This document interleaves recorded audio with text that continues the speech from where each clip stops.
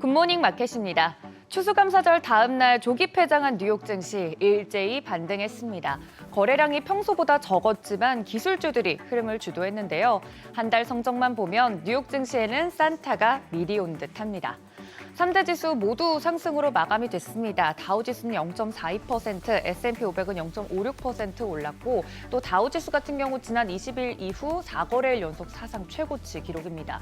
장중에 4만 5천 선을 돌파하는 등 저력도 보여줬고요. 이어서 나스닥도 0.83% 넘게 뛰면서 11일에 기록한 사상 최고치 기록 돌파를 코앞에 뒀습니다. 그간 상승폭이 컸던 중소형주 위주의 러셀 2000 지수는 0.35% 오르면서 4대 지수 중에서는 가장 적게 올랐습니다. 3대 지수는 주간 단위로도 모두 상승세 기록했습니다. 다우가 1.4%, S&P 500과 나스닥이 각각 1.1%씩 상승했는데요. 앞서서 말씀해 주신 것처럼 월간으로 더 넓혀서 보면 다우는 무려 한 달 동안 7.5% 올랐고 S&P 500도 5% 넘게 상승했습니다. 다우존스와 S&P 500은 11월에 연중 최고 상승률을 기록했고 나스닥도 한 달 동안에 6% 넘게 올랐습니다.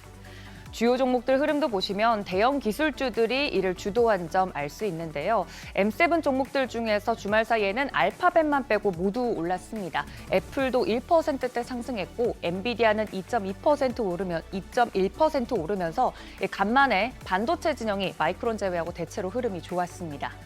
이어서 6위부터 10위도 보시면 메타도 이 흐름에 이어서 0.9%대 상승했고요. 테슬라도 3.69% 강하게 올라줬습니다. 참고로 테슬라 주가는 월간 기준으로 30% 이상 뛰었다고 하네요.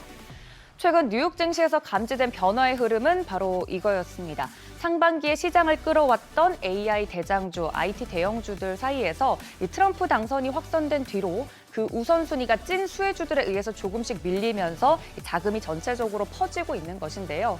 실제로 앞서 월간 수익률만 보더라도 나스닥보다 다우지수가 훨씬 성적이 좋았죠. 그러던 중에 반도체 섹터 분위기가 좋았던 이유 바로 이겁니다. 조 바이든 행정부가 추진하는 대중국 반도체 관련 추가 수출 규제가 곧 발표 예정인데 규제 수준이 저희가 앞서 예상했던 것보다는 완화될 것이다라는 뉴스 때문입니다. 덕분에 엔비디아가 2% 넘게 오르고 램 리서치는 3.2% 이상 오르는 등 반도체 쪽 심리가 전반적으로 개선됐습니다. 또 미국의 최대 쇼핑 시즌이죠. 블랙 프라이데이 효과도 있었습니다. 매출 증가에 대한 기대감이 커지면서 보시는 것처럼 월마트나 타겟, 코스트코 같은 대형 소매 기업들의 주가가 전체적으로 올라줬습니다. 어도비 애널리틱스는 미국의 소비자들이 온라인 구매에 약 108억 달러를 지출할 것으로 예상된다고 밝혔는데요. 지난 블랙 프라이데이보다 10% 가까이 증가한 수준입니다. 대선 이후 트럼프 랠리에서 연말 산타 랠리로 이어질 것이란 기대가 투자 심리를 전체적으로 끌어올리고 있다는 분석입니다. S&P 500 지수는 올해 들어서 벌써 27% 이상 올랐습니다. S&P 500 지수가 11월까지 연간 20% 이상 올랐던 해외 지수는 76%의 높은 확률로 12월에도 이어서 상승을 했는데요. 즉 주가가 이 정도로 좋은 연간 수익률을 기록하고 12월에는 갑자기 고꾸라지는 일 같은 건 흔하지 않다는 겁니다. 월가에서는 S&P 500 지수가 올해 연말 6천 선을 상회하는 수준을 유지해준다면 내년에도 아마 강세장이 펼쳐질 것이다라고 전망을 하고 있습니다. 국채 수익률이 하락한 것도 시장엔 도움이 됐습니다. 특히 10년물 4.45%로 전거래일 대비 하락으로 마감이 됐고요. 2년물은 4.16%대에 하락 마감했습니다. 이 국채 수익률의 경우 스콧 베센트가 재무부 장관으로 지명이 된 후 줄곧 하락세를 이어오고 있습니다.